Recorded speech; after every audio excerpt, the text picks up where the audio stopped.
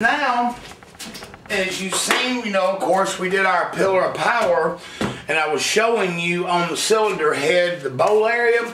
I stopped right there because I kind of changed directions. It's all part of a sequence that I have become accustomed to after years of trying. I found out what works best for me. What we're going to do now is lay into the combustion chambers and the problems with these things and how we take care of this. We know we're putting a 205 valve in it. Well, we don't want to hurt the seat that's there. 205 is pushing it pretty good. So what we're going to do is, I have a box of valves, and I just want to show you this, that I take and saw off so they can be easily rotated in my bench. And what I'm looking for, of course, is an intake and exhaust valve that I can slide in that will cover the seat, but it can't be thick. I usually thin them out pretty good. Here's one here, 1932. That ain't going to work in what we're doing. I'm going to sort through a few of these and then get back and show you why I picked them and put them in here to get rid of these horrible machinist ridges that affect airflow and also cause detonation spots on the cylinder head. But I keep it set like this. Once we get that done, we're not going to do any heavy digging in these chambers because they are going on at 350 and then at 383. If we was in another situation, blown heavy nitrous something, I might go in there and open them up a little more. But I don't want to lose too much compression for this motor, for this cubic inch combination. But we sure have to take care of that and roll it back for the spark plug. Now, the 190cc heads, the spark plug don't seem to protrude through as bad, but on the 205s, they're horrific.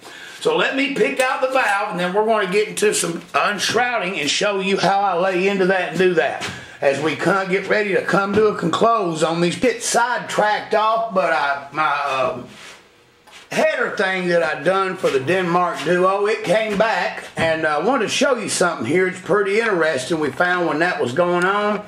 Let's get on up close here and look at these flanges. Now, you remember where the Dicom was before? You can see little trace marks of it still in the flange. This just goes to show you how uneven and how messed up some of these welds are on these headers.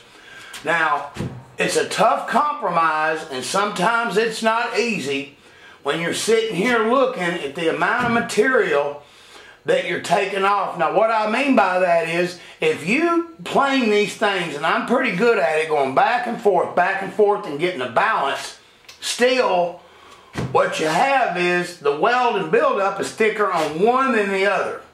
So as you're milling them down, you got to keep your eyes on all four of these holes, okay? And what you're doing here is drawing a compromise. I actually go as far as having my caliper by my side, picking off the flange and then hitting the buildup. And what I try to do is not get one of them real thin, because some of these I've had to grind them till the weld was gone out of the flange to get them to straighten up and have to go in there and re-weld them. Well, couldn't get into that because this thing's already been ceramic coated. The ceramic coating needs to be applied after this is done and the porting is done, and you have put the headers on the car and bolted them on, and make sure that whatever dings and bends or whatever you do has got to be done, because once you do that, you will mess up the ceramic coating. So I tell people when they ask me about this stuff, I'll say buy the headers without the coating, bolt them on the car, fit it, make sure the flange is straight, do it, and then put the coating on. But in this case, he's all the way in Denmark and I'm here, so this is one of them judgment calls that you have to make. And what I ended up with, I got them around 10 thousandths. Remember, our gasket's pretty thick. 10 or 8 thousandths, something in the single digits isn't too bad, okay? And I did that and was able to leave the weld. If you looked, if you were here and could touch this, what you would find is this one right here is getting really close to getting into the flange. So I had to draw the line as far as, you know, how much I'm going to sand them, get them straight, leave the weld on there. And I got a pretty good compromise. Let me give you another shot just to show you when they do the weld up how bad it is. Now I figure I probably took about 10 to 15 thousandths at least off these flanges. Come over here and let's take a look at this one here. Now look at the dicum on it. Wow, you see that big green mark right there at the top? This right here it never got down to that. I mean, I milled it, but that shows you how deep when they're doing that buildup and how uneven there are. It would not clean that up. If I would have, I'd have got into it on one of the ends. So anyway, just want to touch bases with you on the header, show you the job that come back there as good as I can get them without taking a chance on busting through. So they're done. Now let's go on to the cylinder head part and the combustion chamber design. And I found the size, and what I've come up with here, I had to stop a minute. I had about 7 or 8 stems I had to come off. Okay, I'm coming up with a 206 and a 1619. Now these are fresh, and in grinding, it's going to start trimming them down and the outer dampers will disappear. So this is what I consider to be a fresh set. And basically I put them in just to protect the seat so I can put more pressure on it. Now let's get up to the valves. I said valves, I mean chambers. Now let's put them in.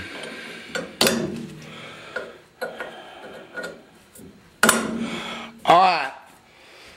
I wish this right here would have been a 205, but I can make do. I've got a thin cutter.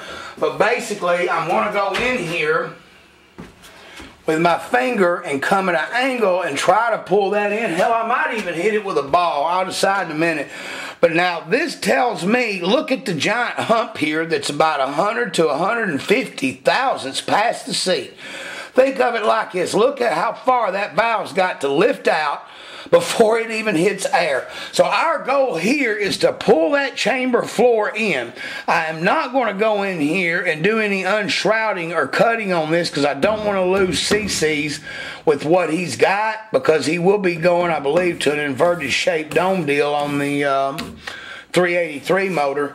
But anyway, this right here is where I'm going to do the modification, pull it in. So let's get started on this and let me show you the first chamber so I can start going on through. And like I said, here's the other reason. This is the hump, remember, when I came in from the other side to cut the pillar of power. Now, the reason I don't go ahead and take that out is what I do, because this is a thin area right in here. Here's part of your danger zone and you can really screw up. I then go in here, put the valves in, do the chambers, and then perform the 60-degree cut on enlarging the valve. That lets me go in here and cut that bowl and attack from this side to pull in the blend. So basically what I'm doing, guys, I'm making a pyramid. I come from this end to a point, then come from that end to a point blind. It comes to a pyramid, and then that tells me I'll take a little bit of blue dicum or whatever if I'm nervous, probably do it on these, and then I go in here and cut until I see it start to touch, meaning the cutter is coming in from this side, my ball chewing at the top, pulling it in, and then layering it till it right about touches right there. It's just my method of doing it. It gives me a better perception of how the relationship of the straight and this here comes out and goes into the chamber and rolls into that seat. Okay, so I just don't jump around. There is a method to my madness. There's a reason, and it's just years of doing it. It gives you the forethought of saying, okay, before I get this step ahead, this is what I'm going to do, and that's it. All right, so in a minute, we'll jump back, and what we'll do is we will get on the finishing the chamber and then layering in the valve job. You're going to find the valve job.